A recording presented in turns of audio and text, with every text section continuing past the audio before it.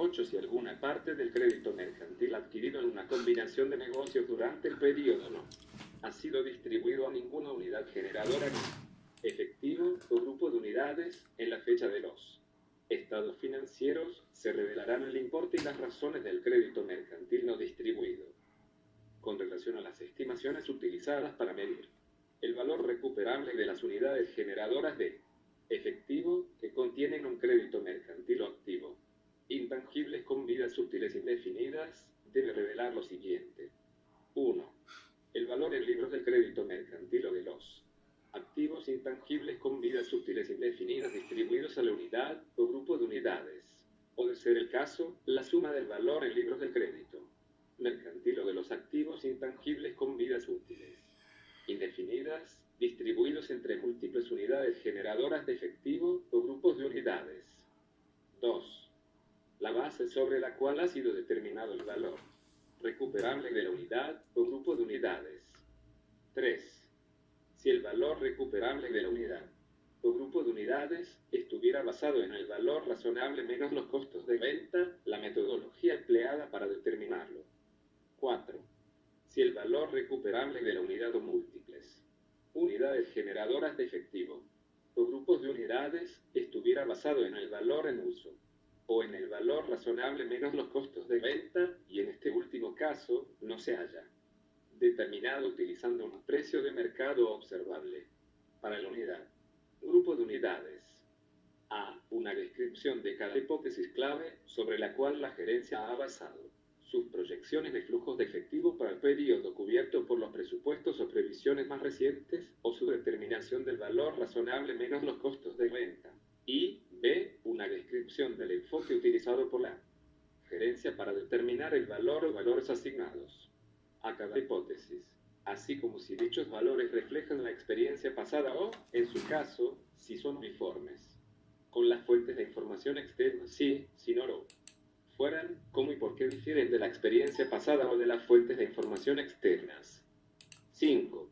En el caso que el valor recuperable de la unidad o grupo de unidades estuviera basado en el valor en uso, además de lo mencionado en el punto 4, debe indicar: A. El periodo sobre el cual la gerencia ha proyectado los flujos de efectivo basados en presupuestos o previsiones aprobados por ella, y, cuando se utiliza un periodo superior a 5 años para una unidad generadora de efectivo o grupo de unidades, una explicación de las causas que justifican ese periodo más largo. B. La tasa de crecimiento empleada para extrapolar las proyecciones de flujos de efectivo más allá del periodo cubierto por los presupuestos o previsiones más recientes, así como la justificación pertinente si se hubiera utilizado una tasa de crecimiento que exceda la tasa media de crecimiento a largo plazo para los productos, industrias o para el país o países en los cuales opera la empresa, o para el mercado al que la unidad o grupo de unidades se dedica. Y C. Tasas de descuento aplicadas a las proyecciones de flujos de efectivo. 6. Si un cambio razonablemente posible en una hipótesis sobre la cual la gerencia haya basado su determinación del valor recuperable de la unidad o múltiples unidades generadoras de efectivo o grupo de unidades, estimará que el valor en libros de la unidad o múltiples unidades generadoras de efectivo o grupo de unidades excediera su valor recuperable. A. El importe por la cual el valor recuperable de la unidad o grupo de unidades excede su valor en libros. B. El valor asignado a las hipótesis. Y C. El importe por el que debe cambiar el valor o valores asignados a la hipótesis para que, tras incorporar al valor recuperable todos los efectos que sean consecuencia de ese cambio sobre otras variables usadas para medir el valor recuperable, sea igual a dicho valor recuperable de la unidad o grupo de unidades a su valor en libros. 7. Si la totalidad de una parte del valor en libros del crédito mercantil o de los activos intangibles con vidas útiles indefinidas ha sido distribuido entre múltiples unidades generadoras de efectivo o grupos de unidades, y el valor así atribuido a cada unidad o grupo de unidades no fuera significativo en comparación con el valor en libros total del crédito mercantil o de los activos intangibles con vidas útiles indefinidas de la empresa, se revelará ese hecho junto con la suma del valor en libros de crédito mercantil o activos intangibles con vidas útiles indefinidas atribuido a tales unidades o grupos de unidades. Asimismo, en el momento en que la factibilidad técnica y viabilidad comercial de extraer minerales sean demostrables, se evaluará el deterioro de los activos por exploración y evaluación antes de realizar la reclasificación de dichos activos. Combinación de negocios y escisiones de negocios. Las combinaciones de negocios se contabilizarán aplicando el método de adquisición a partir de la fecha de adquisición. La adquirente reconocerá los activos adquiridos, los pasivos y pasivos contingentes asumidos, incluyendo aquellos no reconocidos previamente por la empresa adquirida. El costo de una combinación de negocios resulta de la suma de los valores razonables en la fecha de intercambio de los activos entregados, los pasivos incurridos o asumidos, y los instrumentos de patrimonio emitidos por la adquirente a cambio del control de la empresa adquirida, más cualquier costo directamente atribuible a la combinación de negocios. La adquirente distribuirá el costo de la combinación de negocios a través del reconocimiento por separado y a valor razonable de los activos, pasivos y pasivos contingentes identificables de la empresa adquirida, solo si cumplen las siguientes condiciones. Y, para un activo distinto de un activo intangible, si es probable que el adquirente reciba los beneficios económicos futuros relacionados con el mismo y si valor razonable se pueda medir confiablemente. Y, para un pasivo no contingente, si es probable que la salida de recursos para liquidar la obligación incorpore beneficios económicos y su valor razonable se puede medir confiablemente. Y, en el caso de un activo intangible o un pasivo contingente, si sus valores razonables pueden ser medidos confiablemente. Después del reconocimiento inicial, la adquirente valorará el crédito mercantil al costo menos las pérdidas por deterioro de valor acumuladas. La empresa analizará dicho deterioro de valor anualmente o con una frecuencia mayor si los eventos o cambios en las circunstancias indican que su valor ha podido sufrir un deterioro. Si la participación de la empresa adquirente en el valor razonable neto de los activos, pasivos y pasivos contingentes identificables de la empresa excediese al costo de la combinación de negocios, la adquirente reconsiderará la identificación y medición de tales activos, pasivos y pasivos contingentes, así como el costo de la combinación y reconocerá inmediatamente en el resultado del periodo cualquier exceso que continúe existiendo después de hacer la reconsideración anterior. Una escisión es una forma de combinación de negocios donde la empresa que recibe los activos, pasivos y pasivos contingentes de la empresa escindida será considerada como la empresa adquirente para propósitos contables, por tanto es de aplicación los mismos criterios contables antes descritos. Costos de financiamiento. Los costos de financiamiento y costos por préstamos que son directamente atribuibles a la adquisición, construcción o producción de un activo calificado forman parte del costo de ese activo y las diferencias de cambio que correspondan a un ajuste de costo por intereses de ser el caso. Los demás costos de financiamiento se reconocen como gastos. Al respecto se debe revelar 1. El importe de los costos por préstamos capitalizados durante el periodo y 2. La tasa de capitalización usada para determinar el importe de los costos por préstamos susceptibles de capitalización. La capitalización de los costos de financiamiento es suspendida durante los periodos en los que se interrumpen las actividades necesarias para preparar el activo para su uso deseado y finaliza cuando se han completado prácticamente todas las actividades necesarias para preparar el activo calificado para su utilización deseada o para su venta. Beneficios a los empleados. Los beneficios de los trabajadores son reconocidos como un pasivo cuando el empleado ha prestado los servicios a cambio del derecho de recibir pagos en el futuro, y un gasto cuando la empresa ha consumido el beneficio económico procedente del servicio prestado por el empleado a cambio de las retribuciones en cuestión. 1. Los beneficios a corto plazo se reconocen en el ejercicio en que el trabajador prestó sus servicios, su importe es el correspondiente al total, sin descontar, a pagar por los servicios recibidos. A. Como un pasivo, gasto devengado, después de deducir cualquier importe ya satisfecho. Si el importe pagado en el ejercicio excede al importe sin descontar de los beneficios, se reconocerá tal diferencia como un activo, siempre y cuando dicha diferencia pagada por adelantado origina una reducción de los beneficios futuros a pagar un reembolso en efectivo. B. Como un gasto del periodo, o como parte del costo de un activo, si así lo exige o permita otra MIDIF. 2. Los beneficios post-empleo se reconocen por los importes que constituyen la aportación al plan, las obligaciones sin recurrir al descuento, salvo las obligaciones que vayan a vencer más allá del plazo de 12 meses del cierre del periodo. Se clasifican en planes de aportaciones definidas y planes de beneficios definidos. 2.1. Los planes de aportaciones definidas, se reconoce la contribución a realizar al plan de aportaciones definidas a cambio de tales servicios simultáneamente. A. Como un pasivo, obligaciones por gastos acumulados o devengados, después de deducir cualquier importe ya satisfecho. Si el importe ya pagado es superior a las aportaciones que se deben realizar según los servicios prestados hasta la fecha del balance, la empresa reconocerá la diferencia como un activo, pago anticipado de un gasto, en la medida que el pago por adelantado vaya a dar lugar, por ejemplo, a una reducción en los pagos a efectuar en el futuro o un reembolso en efectivo. B. Como un gasto del periodo, a menos que otra MIF exija o permita la inclusión de los mencionados beneficios en el costo de un activo. Se debe revelar en cada periodo información acerca del importe reconocido como gasto en los planes de aportaciones definidas. 2.2. Los planes de beneficios definidos, la empresa es el tomador de los riesgos actuariales y de inversión asociados con el plan. Se reconoce un pasivo por beneficios definidos por el importe neto.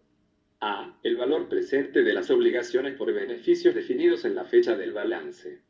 B. Más cualquier ganancia actuarial, menos cualquier pérdida actuarial no reconocida por causa del tratamiento contable establecido en la norma.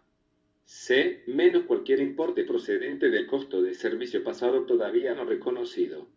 D. Menos el valor razonable en la fecha del balance de los eventuales activos del plan con los cuales se liquidan directamente las obligaciones. En el resultado del ejercicio, se reconoce el importe total neto, salvo que otra MIF requiera o permita su inclusión en el costo de un activo. A. El costo de los servicios del periodo corriente. B. El costo por intereses. C. El rendimiento esperado de cualquier activo del plan, así como de cualquier derecho de reembolso. D. Las ganancias y pérdidas actuariales, según se requiera de acuerdo con la política contable de la empresa. E. El costo de los servicios pasados. F. El efecto de cualquier tipo de reducción o liquidación del plan. La contabilización de los planes de beneficios definidos debe considerarse lo siguiente. A. Utilizar técnicas actuariales para hacer una estimación fiable del importe de los beneficios que los empleados han acumulado o devengado en razón de los servicios que han prestado en el periodo corriente y en los anteriores. Este cálculo requiere que la empresa determine la cuantía de los beneficios que resultan atribuibles al periodo corriente y a los anteriores, y que realice las estimaciones pertinentes, suposiciones actuariales, respecto a las variables demográficas, tales como rotación de los empleados y mortalidad, y financieras, tales como incrementos futuros en los salarios y en los costos de asistencia médica, que influyen en el costo de los beneficios a suministrar. B. Descontar los anteriores beneficios utilizando el método de la unidad de crédito proyectada a fin de determinar el valor presente de la obligación que suponen los beneficios definidos y el costo de los servicios del periodo corriente. C. Determinar el valor razonable de cualesquiera activos del plan.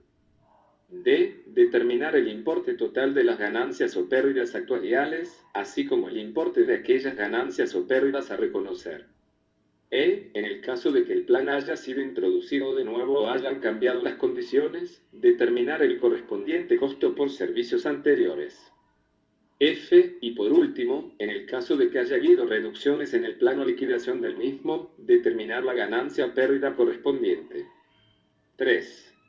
Los otros beneficios a largo plazo se registrarán utilizando el método simplificado. Las ganancias y pérdidas actuariales se reconocen inmediatamente, sin posibilidad de aplicar ninguna banda de fluctuación, y todo el costo de servicio pasado se reconoce de forma inmediata. El importe reconocido como un pasivo por otros beneficios a largo plazo a los empleados será el neto resultante del valor presente de la obligación por beneficios definidos a la fecha del balance, menos el valor razonable a la fecha del balance de los activos del plan, si los hubiere, con lo que se cancelarán directamente las obligaciones. Arrendamientos. El arrendatario, además de cumplir con los requisitos de revelación para instrumentos financieros, debe revelar: 1. Respecto a los contratos de arrendamiento financiero: A. Por cada clase de activos, su valor contable, su depreciación acumulada y las pérdidas por deterioro acumuladas a la fecha del balance general. B. Una conciliación entre el importe total de los pagos de arrendamiento general y su valor presente a la fecha del balance. Además, en la fecha del balance general, se informará los pagos mínimos de arrendamiento y su valor presente por cada uno de los siguientes periodos. Y hasta un año. Y mayor de un año y hasta 5 años. Y mayor de 5 años. C. Cuotas contingentes reconocidas como gasto en el periodo. D. El importe total de los pagos mínimos futuros que se espera percibir bajo contratos de subarrendamiento no rescindibles a la fecha del balance general. Y E. Una descripción general de los acuerdos de arriendo significativos, incluyendo, sin limitarse a ellos, la siguiente información. Y las bases sobre la cual son determinadas las cuotas de carácter contingente que se hayan pactado. Y la existencia de renovaciones y opciones de compra, sus términos y cláusulas de actualización o escalonamiento. Y las restricciones impuestas por los acuerdos de arrendamiento, tales como los concernientes a la distribución de dividendos, endeudamiento adicional y nuevos arriendos. 2. Respecto a los contratos de arrendamiento operativo: A. El total de los pagos mínimos futuros de arrendamiento bajo contratos de arrendamiento operativo no rescindibles por cada uno de los siguientes periodos. Y hasta un año. Y mayor de un año y hasta 5 años. Y mayor de 5 años. B. El total de los pagos mínimos futuros que se espera percibir bajo contratos de subarrendamiento no rescindibles a la fecha del balance general. C. Los pagos de arrendamiento y subarrendamiento reconocidos como gastos del periodo, separando los pagos mínimos de arrendamiento, rentas por alquiler contingentes y pagos de subarriendo. Y D. Una descripción general de los acuerdos de arriendo significativos del arrendatario, incluyendo, sin limitarse a ellos, la siguiente información. Y las bases sobre la cual son determinadas las cuotas de carácter contingente que se haya pactado. Y la existencia de las condiciones para las renovaciones de contratos o las opciones de compra, sus términos y cláusulas de actualización o escalonamiento. Y las restricciones impuestas por los acuerdos de arrendamiento, tales como los concernientes a la distribución de dividendos, endeudamiento adicional y nuevos arriendos. El arrendador, además de cumplir con los requisitos de revelación para instrumentos financieros, debe revelar: 1. Respecto a los contratos de arrendamiento financiero: A. Una conciliación, en la fecha del balance general, entre la inversión bruta total en el arrendamiento y el valor presente de los pagos mínimos de arrendamiento por cobrar. Además, la empresa debe revelar la inversión bruta total en el arrendamiento y el valor presente de los pagos mínimos de arrendamiento por cobrar a la fecha del balance general por cada uno de los siguientes periodos. Y hasta un año. Y mayor de un año y hasta 5 años. Y mayor de 5 años. B. El ingreso financiero no devengado. C. Los valores residuales no garantizados que sean acumulables al beneficio del arrendador. D. La estimación acumulada que cubra insolvencias relativas a los pagos mínimos de arrendamiento pendiente de cobro. E. El alquiler contingente reconocido como ingresos del periodo. Y F. Una descripción general de los acuerdos de arriendo significativos del arrendador. 2. Respecto a los contratos de arrendamiento operativo: A. Por cada clase de activos, su valor contable, su depreciación acumulada y las pérdidas por deterioro acumulado a la fecha del balance general, así como y la depreciación reconocida en el resultado del periodo. Y las pérdidas por deterioro reconocidas en el resultado del periodo. Y las pérdidas por deterioro reversadas en el resultado del periodo. B. Los pagos mínimos futuros de arrendamiento bajo contratos de arrendamiento operativo no rescindibles por el total y por cada uno de los siguientes periodos. Y hasta un año. y mayor de 1 año y hasta 5 años. Y mayor de 5 años. C. El total de rentas contingentes reconocidas como ingresos del periodo. Y D. Una descripción general de los acuerdos de arriendo significativos del arrendador. Contratos de garantía financiera. Los contratos de garantía financiera se reconocen inicialmente a valor razonable ajustado por los costos de transacción directamente atribuibles a la compra o emisión del contrato de garantía financiera. El reconocimiento posterior de los contratos de garantía financiera o los compromisos de concesión de préstamos a tipo de interés inferior al de mercado se realizará por el mayor valor de 1. La mejor estimación del desembolso necesario para cancelar o transferir el importe garantizado, obligación presente, según la MIP 37, realizada por la gerencia a la fecha del balance general. Y 2. El importe inicialmente reconocido menos, cuando fuera apropiado, la amortización acumulada reconocida en proporción al tiempo transcurrido, de acuerdo a la MIP 18.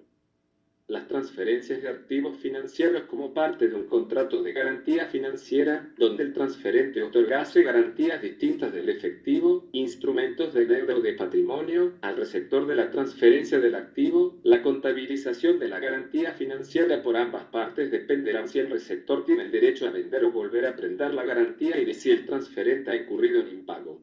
Ambos contabilizarán la garantía de la siguiente manera. 1. Si el receptor de la transferencia tuviese el derecho de vender o volver a prestar la garantía, el transfiriente reclasificará el activo en su balance como un instrumento de patrimonio prendado o una cuenta por cobrar que pudiese ser recomprada y lo presentará separadamente. 2.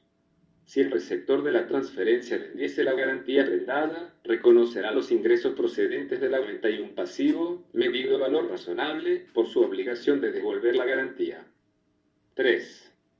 Si el transfiriente incumpliese con la obligación de pago asumida y dejase de estar capacitado para rescatar la garantía, dará de baja dicha garantía. El receptor de la transferencia reconocerá la garantía como un activo medido inicialmente a valor razonable, o si ya la hubiese vendido, dará de baja la obligación por devolución de la garantía.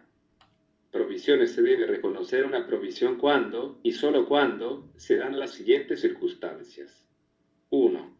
La empresa tiene una obligación presente de carácter legal o implícito como resultado de un suceso pasado. 2.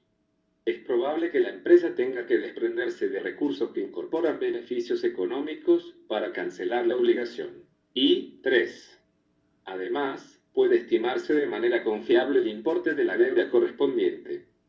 Una obligación de carácter implícito tácito es aquella obligación que se deriva de las actuaciones de la propia empresa, cuyo nacimiento se sitúa en una expectativa válida creada por la empresa frente a terceros respecto de la asunción de ciertos tipos de responsabilidades. Tales expectativas se crean cuando la empresa acepta públicamente responsabilidades o se derivan de comportamientos pasados, de políticas empresariales de dominio público. Una declaración suficientemente concreta. Subvenciones gubernamentales. Las subvenciones del gobierno pueden ser monetarias y no monetarias. El reconocimiento inicial incluirá tanto a las monetarias como no monetarias, medidas estas últimas a su valor razonable, sujeto a una prudente confiabilidad de que se recibirán las subvenciones y la empresa cumplirá las condiciones asociadas a su disfrute. Las subvenciones no monetarias y sus activos relacionados pueden ser medidos alternativamente por valores nominales simbólicos. Se debe revelar el tratamiento contable posterior al inicial adoptado por la empresa para las subvenciones del gobierno, cuando se trate de 1. Para las subvenciones relacionadas con activos existen dos tratamientos contables alternativos.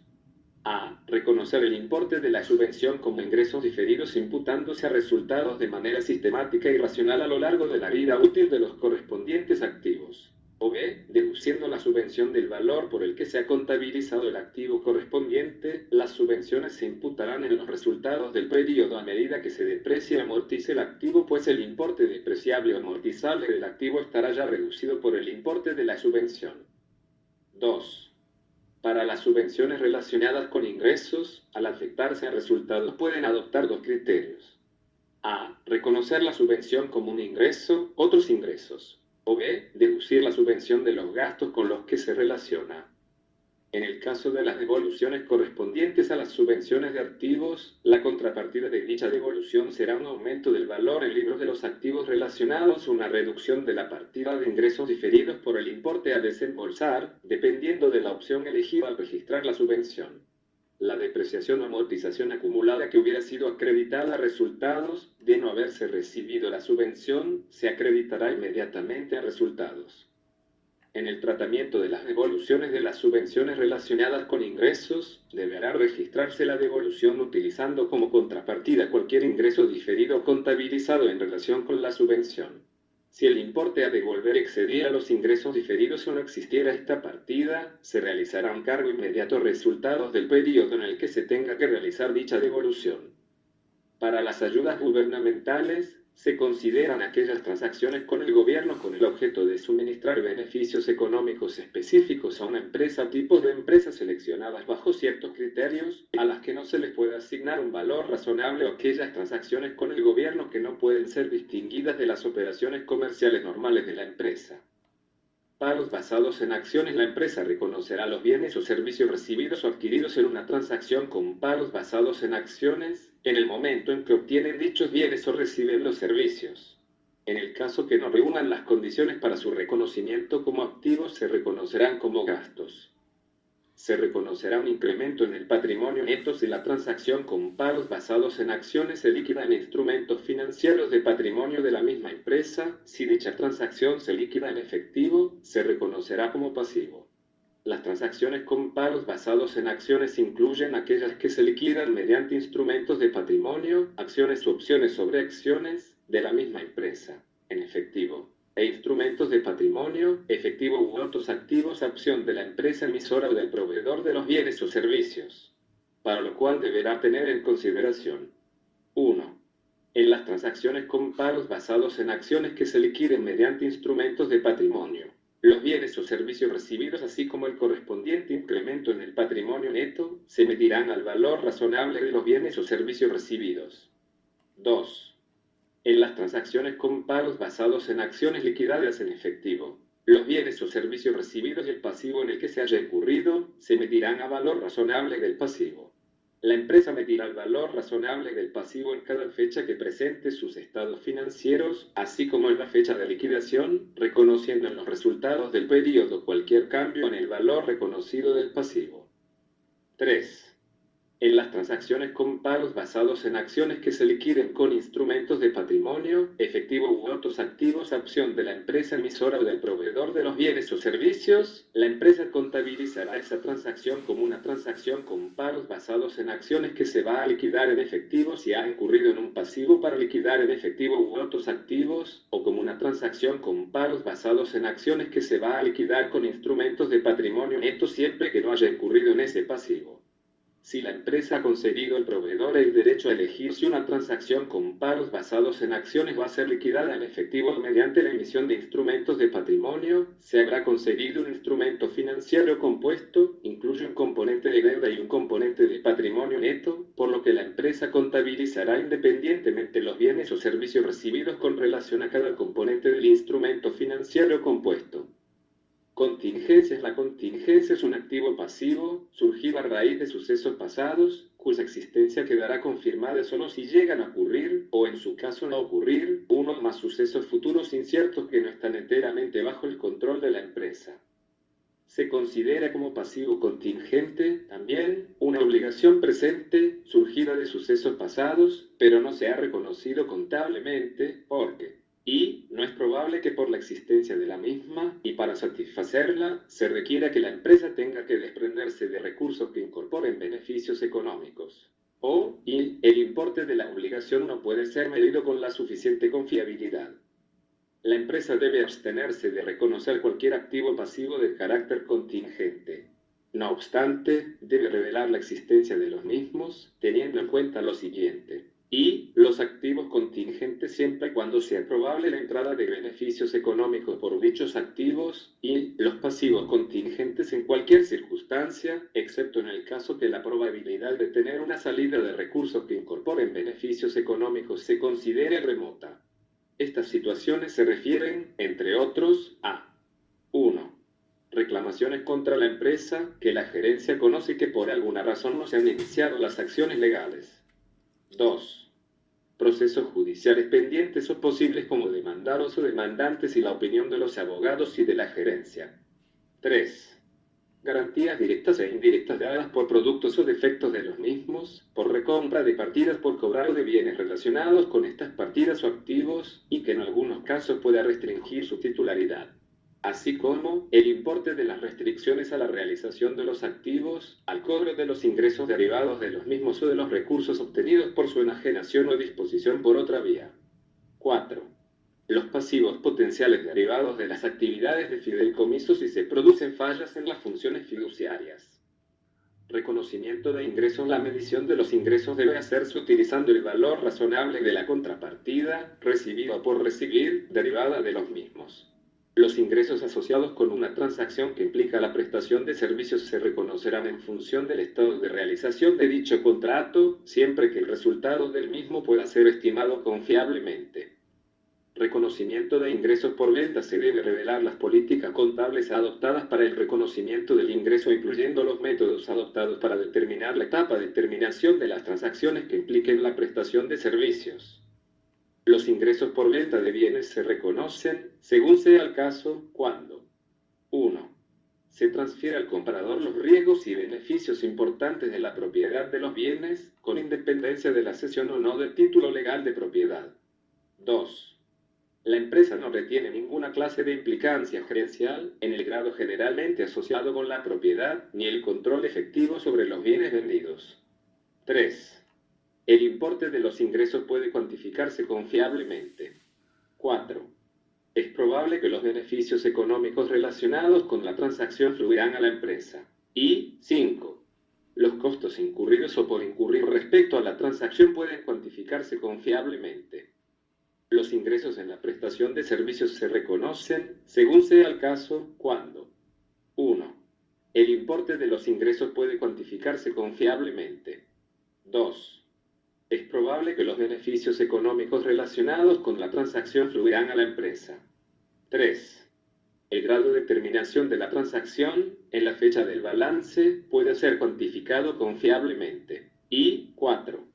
Los costos incurridos en la prestación, así como los que quedan por incurrir hasta completarla, puedan cuantificarse confiablemente. Reconocimiento de ingresos por intereses, regalías, dividendos y diferencias de cambio. Se debe revelar las políticas contables para el registro de los ingresos por intereses, regalías, dividendos y diferencias de cambio, teniendo en cuenta que los intereses deben ser reconocidos utilizando el método de la tasa de interés efectiva, como se define en la Ley 39. Las regalías deben ser reconocidas sobre la base de devengado en concordancia con los términos del contrato que les dio origen.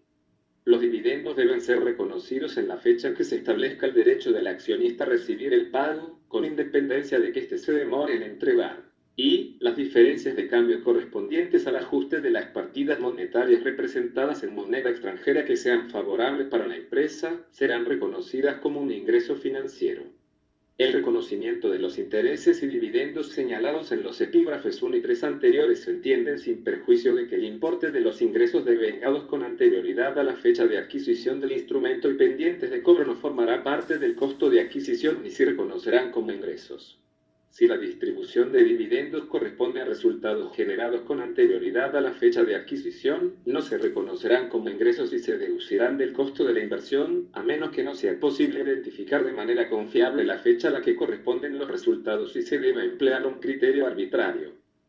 Definición de segmentos. Las empresas cuyas acciones o instrumentos financieros se encuentran inscritos en la bolsa o que están en proceso de inscripción deben presentar en sus estados financieros información sobre los segmentos de negocios y geográficos que se consideren importantes para ellas. Se entiende como segmentos de negocios aquellos referidos a las líneas de productos o servicios y los segmentos geográficos los relacionados al lugar donde se localizan los activos productivos o los mercados donde opera o clientes.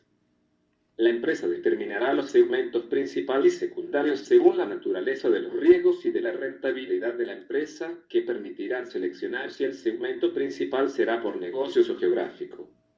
Una empresa debe indicar los tipos de productos y servicios incluidos en cada segmento de negocio presentado y la composición de cada segmento geográfico presentado, ya se trate del segmento en formato principal o del secundario. Consolidación de estados financieros. En los estados financieros consolidados se debe describir información adicional a las notas ya anunciadas. 1. La relación de subsidiarias que forman parte del grupo consolidable indicando nombre, país de constitución o residencia, actividad económica, la proporción de interés en la propiedad, porcentaje de participación, indicando el importe de activos, pasivos, patrimonio neto, sutilidad, pérdida neta. 2. La naturaleza de la relación entre una matriz y subsidiaria cuando la primera no posea, directa o indirectamente a través de subsidiarias, más de la mitad de los derechos de voto. 3. Las razones por las que la matriz no posee control sobre la subsidiaria, a pesar de tener, directa o indirectamente a través de otras subsidiarias, más de la mitad de los derechos de voto actual o potencial de la misma. 4. La fecha de presentación de los estados financieros de la subsidiaria, cuando hayan sido utilizados para elaborar los estados financieros consolidados y contengan una fecha de presentación o sean de un periodo que no coincida con los utilizados por la matriz, así como las razones para utilizar esa fecha o este periodo diferentes. Y 5. La naturaleza y alcance de cualquier restricción significativa relativa a la capacidad de las subsidiarias para transferir fondos a la matriz, ya sea en forma de dividendos en efectivo o de reembolsos de préstamos o anticipos. Una matriz no estará obligada a elaborar estados financieros consolidados cuando cumpla con todos y cada uno de los supuestos indicados. 1. Dicha matriz es, a su vez, una subsidiaria sin accionistas minoritarios o con accionistas minoritarios, incluyendo a los titulares de acciones sin derecho a voto, que han sido informados de que la matriz no presentará estados financieros consolidados y no han manifestado objeciones a ello. 2. Los instrumentos de pasivo o de patrimonio neto de la matriz no se negocian en un mercado público, ya sea una bolsa de valores nacional o extranjera, o un mercado no organizado, incluyendo los mercados regionales y locales. 3. La matriz no registra ni está en proceso de registrar sus estados financieros en una comisión de valores u otra organización reguladora con el propósito de emitir algún tipo de instrumentos en un mercado público. Y 4. La matriz última o alguna de las matrices intermedias elaboran estados financieros consolidados que están disponibles para el público y cumplen con las normas internacionales de información financiera. En los estados financieros individuales de una matriz, que no prepare estados financieros consolidados por encontrarse eximida de ello, deberá revelar la siguiente información. 1.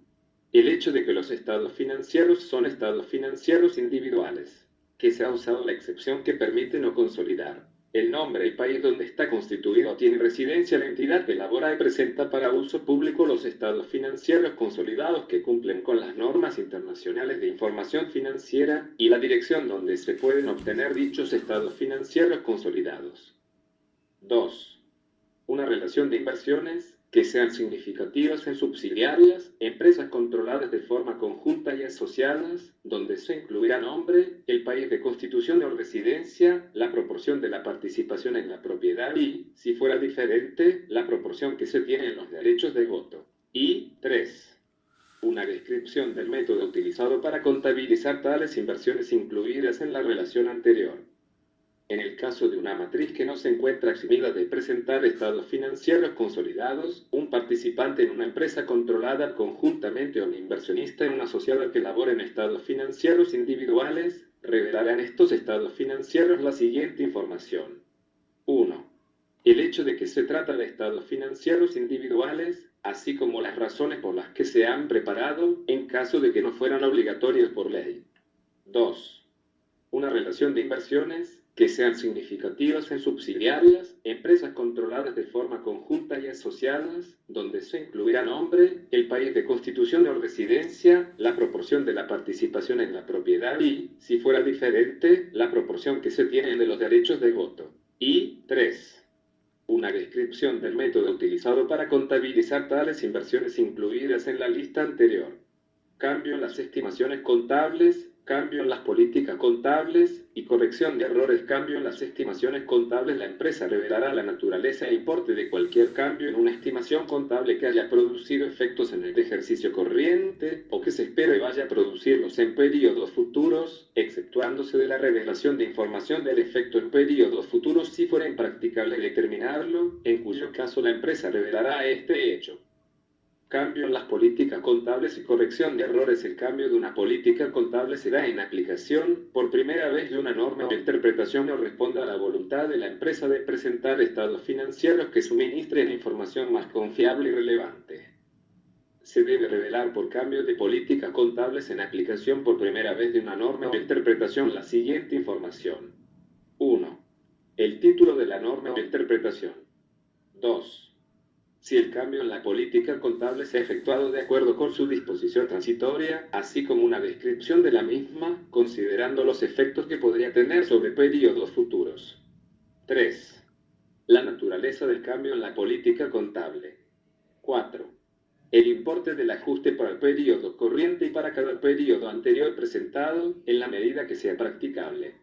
A. Para cada partida del estado financiero que se vea afectada. Y B. Para la utilidad por acción, tanto básica como diluida, si es aplicable para la empresa. 5. El importe del ajuste al principio del periodo anterior más antiguo sobre el que se presente información. Y 6. Si la aplicación retroactiva fuera impracticable para un periodo anterior en particular, o para periodos anteriores presentados, las circunstancias que conducen a esa situación, junto con una descripción de cómo y desde cuándo se ha aplicado el cambio en la política. Si el cambio de política contables es voluntario, debe revelar la información señalada anteriormente, excepto el epígrafe 2, así como las razones por las que aplicar la nueva política contable suministra información más confiable y relevante. Cuando se efectúe corrección de errores debe revelarse la información indicada en los epígrafes 3,4, 5 y 6 requerido para la aplicación por primera vez de una norma o interpretación en el presente numeral. Hechos ocurridos después de la fecha de los estados financieros. Situaciones posteriores a la fecha del balance son eventos ocurridos entre la fecha de cierre de los estados financieros y la fecha de autorización para su emisión.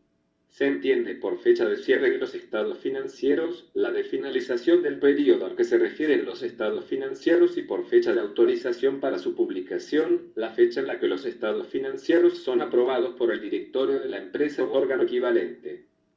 Se debe revelar la fecha en que los estados financieros han sido autorizados para su publicación, quién ha dado tal autorización y, de ser el caso, los accionistas o el órgano de gobierno de la empresa que tenga poder para modificar los estados financieros.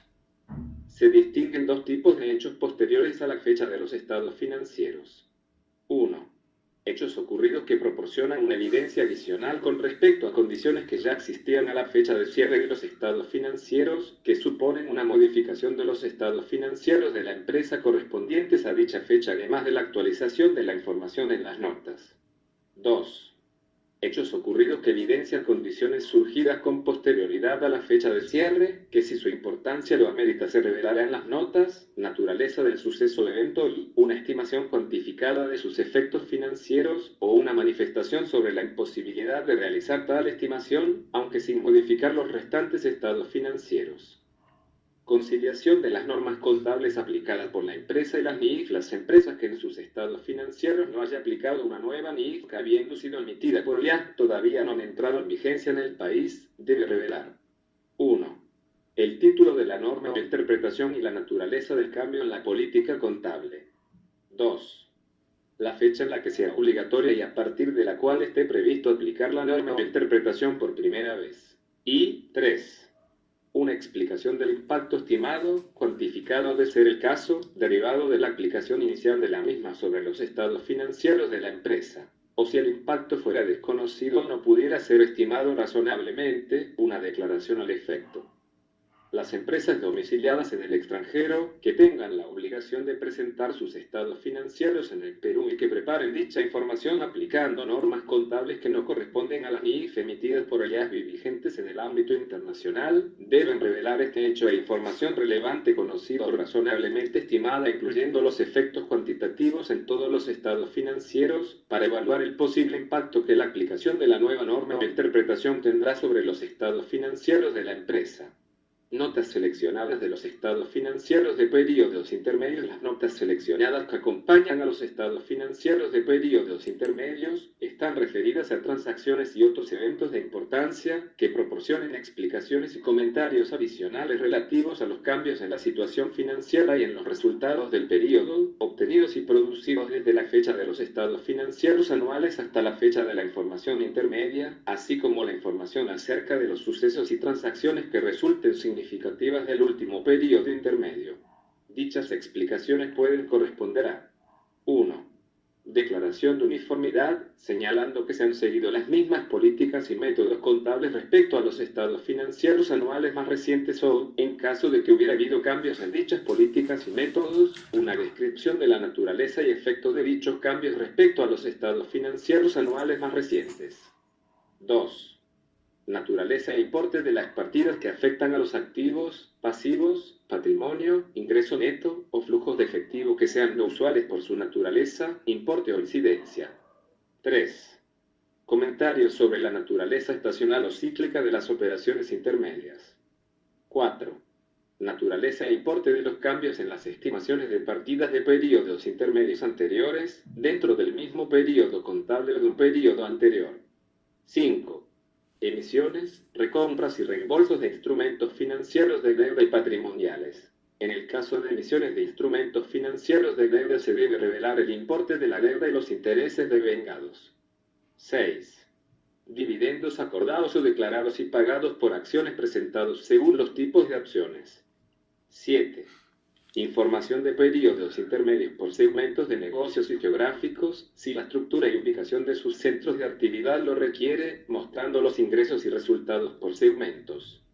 8. Cambios en la estructura de la empresa como combinaciones de negocios, escisiones de negocios, adquisición y enajenación de subsidiarias o inversiones financieras no corrientes, reestructuraciones y operaciones discontinuadas. 9. Variación del número de cada clase de acciones. 10. Cambios en pasivos y activos contingentes desde la fecha del último balance general anual. 11. Rebaja del valor en libros de las existencias a su valor neto de realización, así como la reversión de dicha corrección. 12. Reconocimiento de la pérdida por deterioro de los inmuebles, maquinaria y equipo, activos intangibles, inversiones inmobiliarias, activos biológicos y otros activos, así como la reversión de la misma. 13. Adquisiciones y retiros de bienes del rubro inmuebles, maquinaria y equipo. 14. Compromisos de compra de inmuebles, maquinaria y equipo. 15. Pagos debidos a litigios. 16. Reversión de las estimaciones por costos de reestructuración. 17. Cualquier incumplimiento de deuda o infracciones de convenios de deuda que no hayan sido corregidos en la fecha del balance o antes de la misma. 18. Transacciones entre partes relacionadas. 19. Corrección de errores en estados financieros anteriormente informados. 20. Hechos posteriores al final del periodo intermedio que no hayan sido reflejados en los estados financieros de dicho periodo. Y 21. Las acciones o medidas adoptadas por la empresa respecto a la conservación del medio ambiente, capítulo segundo, notas de carácter específico. La revelación exigida por las NIF y este manual podría resultar insuficiente para la comprensión de los usuarios sobre el impacto de determinadas transacciones, eventos o condiciones, pudiendo la empresa suministrar información adicional que permita su comprensión y entendimiento.